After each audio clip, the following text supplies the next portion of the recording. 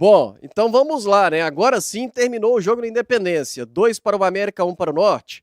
Então temos, na classificação, o Atlético Mineiro com 14 pontos, a URT segunda colocada com 11, o Uberlândia terceiro do grupo com 9 e o Democrata rebaixado com 7 pontos. No grupo B, o América com 15 pontos, o Pouso Alegre com 13, o Tombense com 12 pontos na terceira colocação e o Betim, o quarto colocado com 9. Betim se safou com a vitória para cima do Democrata, empurrando justamente o time de Governador Valadares para o módulo 2. No grupo C, o Cruzeiro com 15 pontos, dono da melhor campanha, com 5 vitórias. O América também tem 15 pontos, porém 4 vitórias. O Norte, segundo colocado, chegou na reta final com chance, mas acabou eliminado, vai disputar o troféu em Confidência, tem 11 pontos o time de Montes Claros. Terceiro colocado, o Itabirito, com 7, e o Atlético com 7 pontos, acaba rebaixado, empatado no grupo, e nesse caso foi pelo número de vitórias. O Itabirito tem 2 vitórias, o Atlético apenas 1 vitória, por isso o time de São João del Rei rebaixado para o módulo 2. Cruzeiro e Pouso Alegre é o jogo da semifinal, é o adversário do Cruzeiro na semifinal do campeonato, Valu. Nessa primeira fase do campeonato estadual, inclusive, o Cruzeiro tá mordido com o Pouso Alegre, hein? O Pouso Alegre venceu o Cruzeiro, né, no Mineirão, no jogo de estreia. Claro, vai ser uma circunstância bem diferente da estreia. O Cruzeiro vai encarar esse jogo provavelmente com aquilo que tem de melhor, não tenho dúvida disso, e a gente espera que, claro, né, o resultado seja diferente, o Cruzeiro consiga avançar às semifinais do campeonato estadual. Mas é isso, depois de muitas reviravoltas, não é preciso, né, a gente esperar nenhum tipo de facilidade também desse Pouso Alegre. Claro, é uma equipe bem inferior ao Cruzeiro, mas eu acho que, falando até de uma forma geral, fazendo um apanhado do que foi, né, essa primeira fase do Campeonato Mineiro para o Cruzeiro, 5 vitórias, 2 derrotas e 1 empate. O Cruzeiro o Cruzeiro não teve empate, na verdade, né? São 5 vitórias e 3 derrotas. O empate foi no Brasileiro, né? Com o Mirassol, 2-2. Isso mesmo, são 3 derrotas, né? Pouso Alegre, Atlético Mineiro e Democrata, isso mesmo. Então, o Cruzeiro venceu 5, perdeu 3, mas é uma classificação que vem, até falava disso ainda a respeito na reta final do nosso dia de jogo, que segue aqui agora, só que no momento do pós-jogo, né? É uma classificação a duras penas, né, do Cruzeiro, assim, é uma classificação que desgastou demais o elenco, o próprio técnico Tite e a principal figura, né, os torcedores do Cruzeiro. Eu acho que até em anos anteriores de times mais modestos, não houve esse desgaste, né, por essa primeira fase de Mineiro, e isso se deu muito através de jogos que o Cruzeiro, acho que o primeiro jogo do contexto contra o próprio Pouso Alegre é um jogo que o Cruzeiro tinha condições de fazer melhor, de vencer, mas é uma derrota que a gente pondera, né? Não vou dizer aceita, porque o Cruzeiro não pode aceitar em nenhuma circunstância perder para o Pouso Alegre e essa derrota ser normal, mas é uma derrota, com situações a serem ponderadas, e depois a gente vê um Cruzeiro contra o Tombense, aí vem o Cruzeiro contra a equipe do Uberlândia, com o time principal, e do jogo, do clássico para cá, é um Cruzeiro, depois, antes do clássico, na verdade, tem um jogo contra o Democrata, onde o Cruzeiro entra com um time alternativo, mas acaba colocando os jogadores mais importantes para atuarem naquela partida, não consegue vencer, aí vem o clássico, depois o Cruzeiro começa a se envolver com o Campeonato Brasileiro e Mineiro, Tite troca, começa a colocar o time para rodar, e hoje a gente viu, né, jogadores realmente num estado físico muito complicado, alguns começando no banco de reservas. É uma classificação mais sofrida do que deveria ter sido. E isso passa muito pela questão do técnico, do que os jogadores não conseguiram resolver também em jogos como o jogo do Democrata. Eu espero um Cruzeiro diferente nessa fase de mata-mata agora, encarando o Pouso Alegre com a seriedade que o Pouso Alegre merece, mas também um Cruzeiro que definitivamente venha para o Campeonato Mineiro, o Léo Campos. A gente sabe, as coisas não vão acontecer num passe de mágica. Eu acho que não muda, para mim, essa vitória e classificação não muda em nada o status do trabalho do Tite. É a minha opinião a respeito disso. Mas vamos ver o time dentro de campo, como é que começa a responder a partir do momento em que iniciar a disputa das semifinais do Mineiro 2026. Imagino que se fosse antes do campeonato começar, eu te perguntasse, ô Caio, quem você prefere na semifinal, encarar Pouso Alegre ou América? Acho que você falaria Pouso Alegre, assim, com mais tranquilidade. Só que na primeira fase do Mineiro, o Cruzeiro foi bem diante do América, venceu por 2-0 e contra o Pouso Alegre perdeu em casa.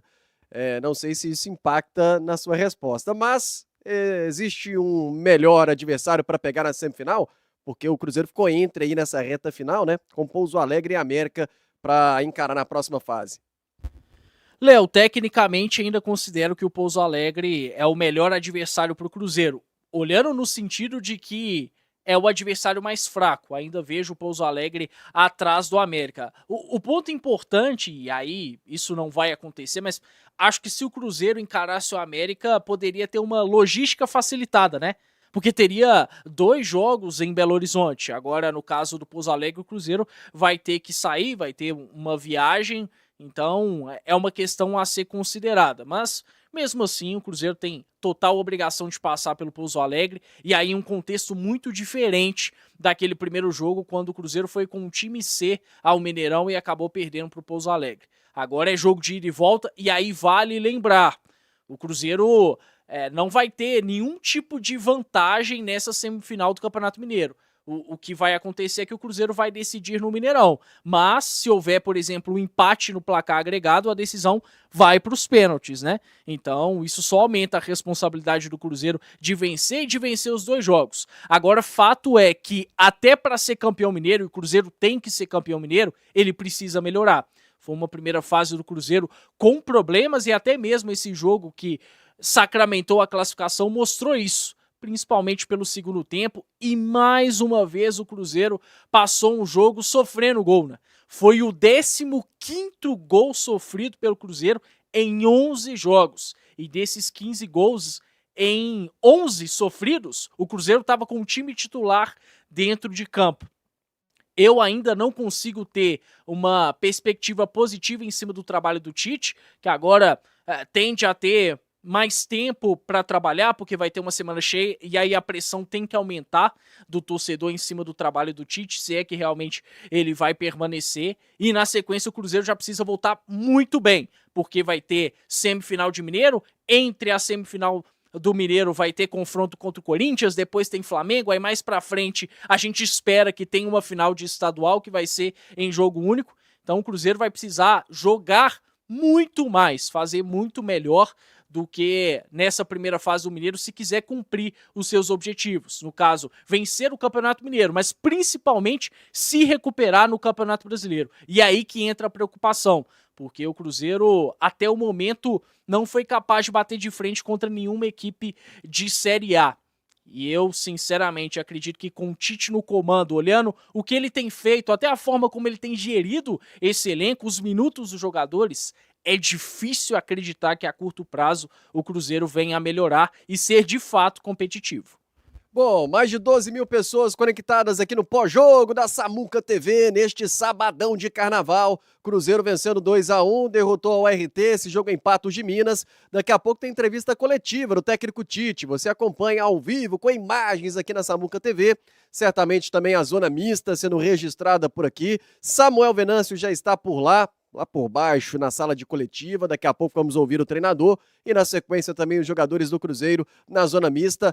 Cruzeiro classificado, quem diria, né? Aos trancos e barrancos, mas como líder geral, inclusive, nessa primeira fase do Campeonato Mineiro. Cruzeiro chegando aos 15 pontos e classificado para a semifinal da competição. Vai encarar o Pouso Alegre. Semana que vem, provavelmente, já teremos o jogo de ida e no sul de Minas.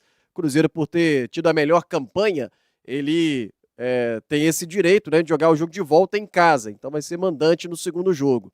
E passando para a decisão do Campeonato Mineiro, se passar para a decisão do Campeonato Mineiro, por ter sido líder geral, ele tem a vantagem apenas de escolher qual vestiário ele quer no palco do jogo, também uniforme ele pode escolher, estas situações assim mais burocráticas, mas o mando de campo mesmo, dito que é da Federação Mineira de Futebol, né? O mando de campo na decisão, lembrando que é a decisão de jogo único do Campeonato Mineiro.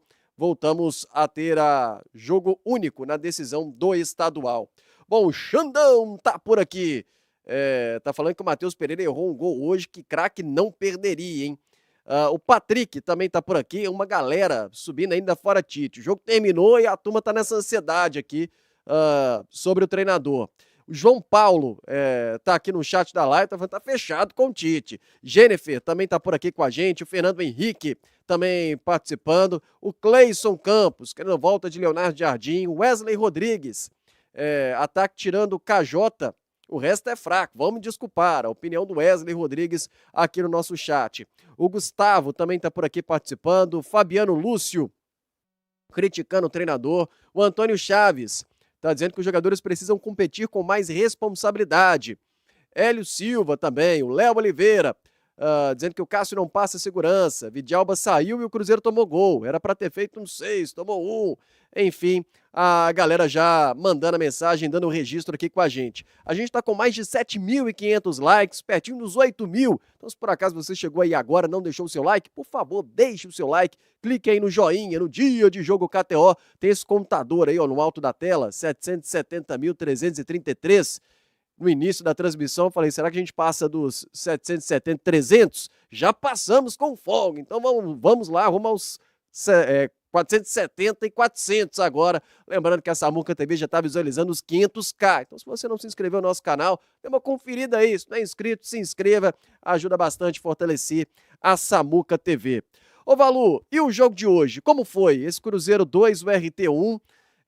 Um Cruzeiro com dificuldades, como a gente tem visto em boa parte até agora da temporada, ou uma vitória de um Cruzeiro um pouco mais leve, já viu talvez um passo de evolução, ou é difícil analisar isso em cima desse jogo? Sua avaliação de Cruzeiro 2, o RT1, Valu? Não é difícil, mas aí fica de acordo da perspectiva de cada um, né? Ô, Léo, eu vi a vitória, eu vi pelo menos o resultado, mas evolução eu não consigo dizer que vi nesse jogo diante da URT, que o Caio Fábio já havia destacado, né? É uma equipe que chegou com possibilidades reais de se classificar para o mata-mata, é verdade, mas chegar a melhor campanha na última fase não significava também um campeonato de um nível muito elevado. A equipe da URT é bastante limitada. Pois bem, mesmo assim o Cruzeiro começou o jogo logo aos 2 minutos sofrendo um susto, né? Ou melhor, sofrendo um gol de uma forma que tem sofrido muito esses gols nessas 11 partidas do Cruzeiro até então na temporada. E o Cruzeiro, desta forma, saiu atrás no placar, o gol foi revisado e acabou sendo marcado o impedimento. Dali por diante, o Cruzeiro começou a criar possibilidades. Aos 12, o Matheus Pereira tem uma grande chance, perde ali de dentro da pequena área. O setor esquerdo do Cruzeiro foi muito bem, principalmente no primeiro tempo, com o Vidalba e o Kaique dando uma boa saída, fazendo aquele papel que o Kaique passa a fazer um pouco mais com o Tite, de ter um pouco mais de liberdade de presença no campo de ataque. E aí o Cruzeiro consegue fazer o seu gol aos 26, com o Caio Jorge dentro da área, uma jogada que tem a finalização também do Matheus Pereira. O Gerson pega esse rebote, ao invés de dar um chutão e mandar a bola lá na lua, não, ele deixa o Caio Jorge sem goleiro para marcar, né? E aí o Cruzeiro acaba desorganizando um pouco a equipe da URT, que no princípio parecia querer vir jogar. A URT em alguns momentos tentando explorar este momento de baixa confiança, de baixa qualidade do jogo do Cruzeiro, que é esse o momento do Cruzeiro, apesar da classificação e da vitória, tenta em algum momento até se adiantar, fazer uma marcação-pressão, e em algum momento consegue complicar, isso mesmo, a saída de bola do Cruzeiro, mas após sofrer o gol aos 26 minutos, a equipe de Patos de Minas acaba se desmanchando um pouco no nível de concentração e de não conseguir realizar as coisas, e o Cruzeiro se enche ali um pouquinho mais de confiança por estar à frente ao placar. E o Cruzeiro segue assim até que aos 47, numa das poucas jogadas com a participação do William no setor ofensivo, porque a gente falou ao longo da partida aqui também, com o Arroyo em campo, parece que a ideia do Tite, invariavelmente, independente se Fagner ou William, é segurar mais o lateral direito, e foi isso que aconteceu. O Arroyo recebe um bom lançamento do William e acaba fazendo 2-0. O Cruzeiro ainda tem um jogador expulso aos 53, que é o Matheus Henrique, para mim num lance de interpretação equivocada da arbitragem, ou exagerada, como preferirem, e isso faz com que o Cruzeiro tenha que voltar para o segundo tempo.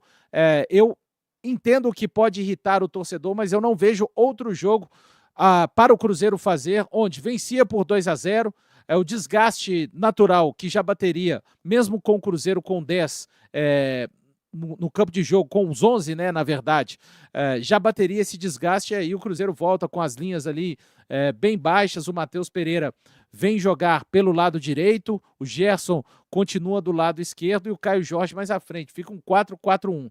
E aí o jogo se desenrola assim até no momento em que as coisas se igualam, né? A URT também tem um jogador expulso, o Pedrinho bem expulso, e o Cruzeiro começa a empilhar uma série de possibilidades. Aí nessa parte final do jogo, eu acho que o Cruzeiro foi um pouquinho displicente, através do Christian, através do Matheus Pereira.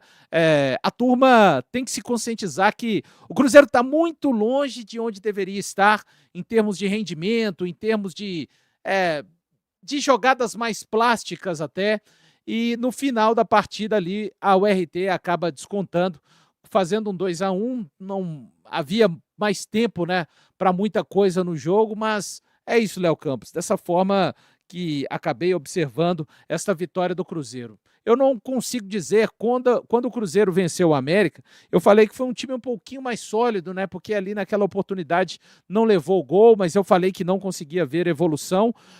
Hoje, eu acho que o Cruzeiro fez o suficiente, tá?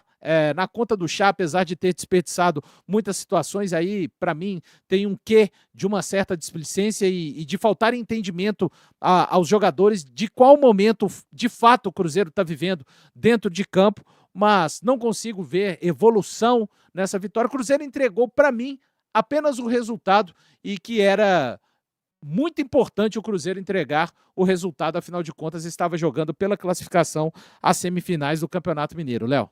E a sua impressão, Caio, em relação a esse jogo? Também te pergunto, né, assim como falou o Valor agora, o Valor disse, o Cruzeiro entregou para mim apenas o resultado, dando a entender a questão do desempenho nesse momento. Não dá para dizer que, bom, agora sim os problemas estão solucionados. Foi mais ou menos assim, pelo menos o Cruzeiro foi com a missão de se classificar e se classificou. E no caso ainda sobre a partida em si, né, como você também observa, o jogo hoje, inclusive, com muitas mudanças. Hoje a gente viu o Mateuzinho titular, o Christian começou no banco de reservas. Aliás, o Christian entra, parece também não aproveitando muitas oportunidades que o Cruzeiro construiu ali no ataque. Muda um pouquinho também com a chegada do Lucas Silva. O William, que é muito criticado também, hoje foi titular na vaga do Fagner. E o Vidalba, a gente elegeu, inclusive, o craque Buba Energia. Caio. Ô, Léo, a seriedade que o Cruzeiro encarou o jogo foi o suficiente para passar. Ponto. Até mesmo a displicência na reta final acabou não tirando a vitória do Cruzeiro, porque foi algo construído de maneira muito natural. Algo que me agradou foi a questão da trinca de volantes. Isso daí é algo que, quem sabe, possa ser testado em mais oportunidades. Mas não dá para falar que o Cruzeiro foi brilhante, né? Longe disso. Inclusive, o Cruzeiro demora a se conectar, a se ligar na partida. Precisa de pelo menos 10 minutos para isso. E aí, depois que consegue sua primeira grande chance, toma conta de uma forma muito tranquila do jogo. E aí a gente precisa colocar em questão a fragilidade da URT, que até mesmo dentro de casa não conseguiu oferecer perigo ao Cruzeiro. Segundo tempo mais controlado sem a bola em muitos momentos, pela circunstância difícil que o Cruzeiro teve de um jogador expulso logo na reta final do primeiro tempo, mas mesmo assim foi um Cruzeiro que cometeu alguns erros, né? A partir do momento que o Tite faz algumas mudanças essas inclusive questionáveis, muito pelo aspecto físico de alguns jogadores, o Cruzeiro desperdiça muitas oportunidades de gol e na reta final acaba sofrendo um. Se realmente o desempenho está sendo levado em questão pela diretoria do Cruzeiro, o trabalho do Tite está seriamente ameaçado mesmo após a vitória de hoje, porque não teve um desempenho interessantíssimo do Cruzeiro. Dá para se falar, claro, dessa questão da trinca de volantes, de um ótimo jogo do Vidalba, de um ótimo jogo do Gerson, de um bom jogo do William também. Acho que depois do jogo contra o Uberlândia ele não tinha feito um bom jogo e hoje conseguiu fazer isso. O Arroio teve alguns erros, mas acho que fez uma boa partida. O próprio Caio Jorge também. Kaique se recuperando, né? Mas foi um Cruzeiro que ficou ali na conta do chá e dentro de um confronto contra a URT, né? A URT não é o que vai servir de parâmetro para a temporada do Cruzeiro. Se alguém internamente está achando isso, então é um tremendo erro. Que o trabalho do Tite siga sendo muito bem avaliado, porque o desempenho do Cruzeiro está bem abaixo. Resultado é sempre o mais importante no futebol, mas a gente sabe que para o Cruzeiro conquistar bons resultados dentro de uma Série A de Campeonato Brasileiro, dentro da Copa do Brasil, da Libertadores, ele também vai precisar de desempenho. E desse jeito não vai conseguir isso. E eu acho que o departamento de futebol do Cruzeiro já viu o suficiente, ou talvez além do suficiente, para entender que o Tite, infelizmente, não vingou como técnico do Cruzeiro. Ao vivo, imagem da sala de coletiva do Zama Maciel. Daqui a pouco fala o técnico Tite, hein? A gente tá vendo aí a preparação. Acho que antes até falou o Ito Roque, treinador da URT. E agora tá tudo pronto ali para a entrevista coletiva do técnico Tite. Já vai falar então o treinador do Cruzeiro. Daqui a pouco, ao vivo, também com imagens aqui na Samuca TV, a Zona Mista. Vamos ouvir os jogadores do Cruzeiro falando já ao vivo por aqui. Samuel Venâncio tá lá no Zama Maciel. Vai participar, evidentemente, dessa entrevista coletiva, depois vem para a resenha também do nosso pós-jogo, vai ouvir também os jogadores já passando por lá. Bom, a galera aqui no nosso chat da live, mais de 12 mil pessoas por aqui, e o assunto é muito, assim, sobre fora Tite e tudo mais. O Wilson também tá por aqui com a gente, o Samuel, aqui no chat da live, perguntando, caiu Tite? O Márcio Granato também tá nessa linha. O Wilson Eduardo, também aqui no chat. O melhor que aconteceu hoje é a volta do Vidalba. E com ele o Kaique voltou a jogar melhor. O Vidalba hoje subiu um pouco o futebol do Kaique, teve isso?